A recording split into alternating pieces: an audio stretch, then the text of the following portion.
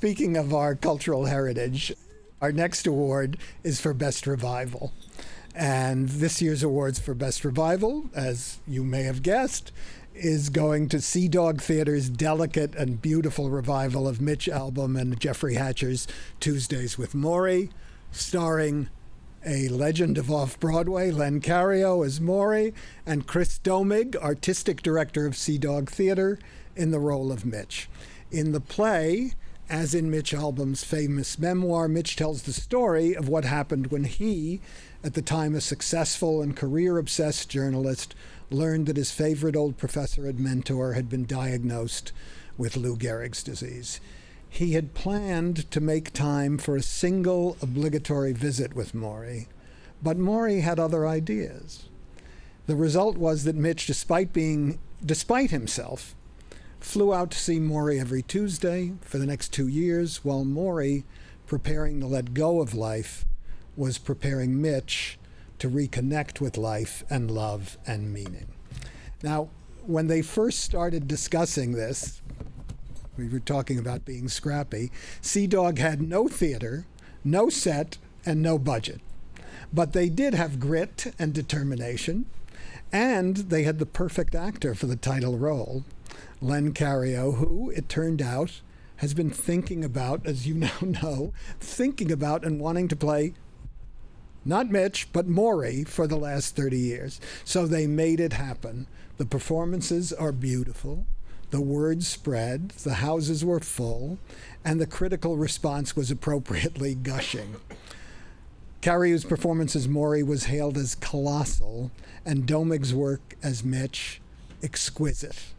Both performances were subtle and rich, and they made beautiful music together. So please help me welcome, to accept the award for Best Revival, the artistic director of the scrappy Seadog Theater and their Mitch in Tuesdays with Morrie, Chris Domig. Chris,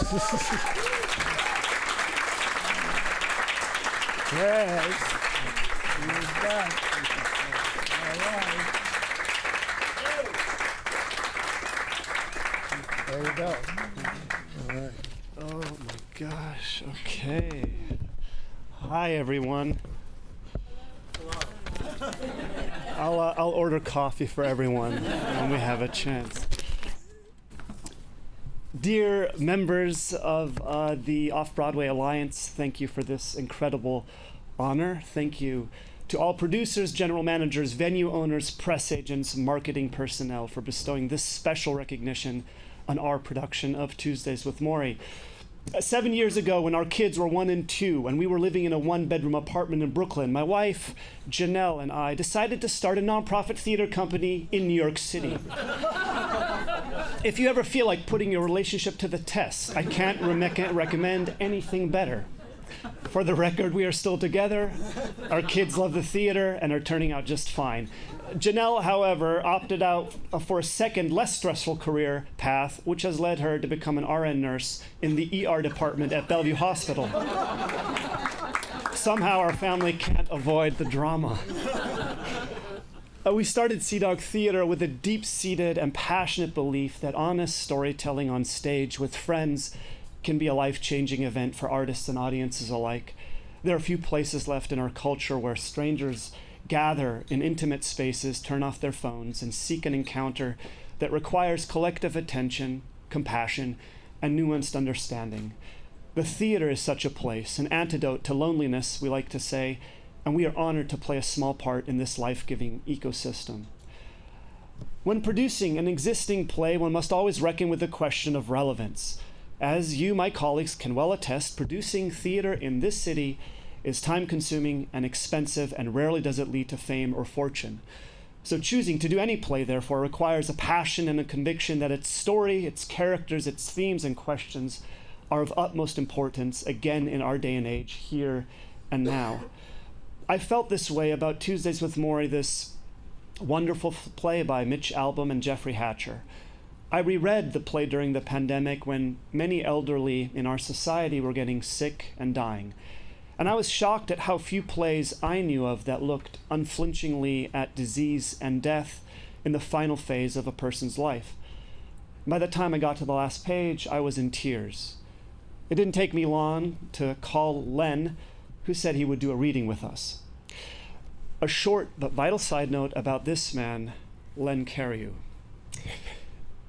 When we first started our company, had no credits, no money, a merely crappy website to our name, my friend Erwin Moss offered to introduce me to Len, as I had every intention on asking Len to participate in one of our first readings.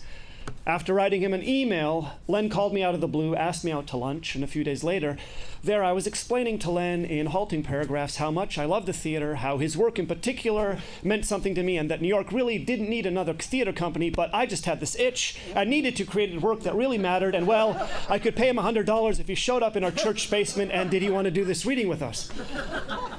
Len listened patiently, asked me a few questions, paid for lunch, which I believe cost at least $150, and told me we had a deal.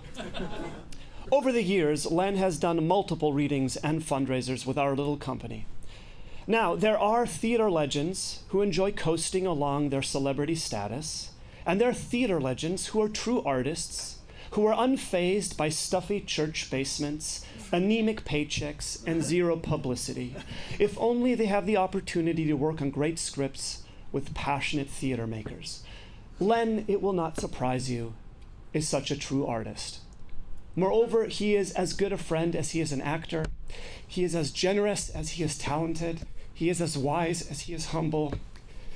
And I count it as one of my great joys in life to have had the opportunity to stand on stage with you over the course of our 8-week run. On this journey of producing Tuesdays with Morrie, we started with only 2 elements, a beautiful play and an existing web of friendships. Together with our director, Irvin, Len, and I set sail 2 years ago, along with our life partners, Scott, Heather, and Janelle, and the rest of our Seadog team, Dan Svern, Sally Shaw, and Whitney Barr, to create a production of this play we believed our city needed to see. Along the way, we were joined by set and lighting designer Guy Delancey, sound designer Eamon Goodman, stage manager James Fitzsimmons, press agent David Gibbs, photographer Jeremy Varner, Janine Lee Papio, and our marketing team Think Big Picture. And when traditional spaces, theater spaces, fell through, the Reverend Jacob Smith and the parish of Calvary St. George's offered us their beautiful chapel. What emerged was a production unlike anything we could have ever imagined, and a reception we could have never dreamed of. Our theater's mission is to tell stories of alienation and reconciliation. On stage, as in life, we are caught between these major currents, navigating towards a shore we hope, but don't always know is there. We look for signs and clues that the final word about existence isn't chaos or despair, but a joyous encounter with something or someone who knows and loves us. Dear Off-Broadway Theater Alliance, thank you for taking the time to get to know us. Thank you for showing us some love, as this award is exactly the kind of encouragement we need to keep sailing. Thank you. Thank you so much.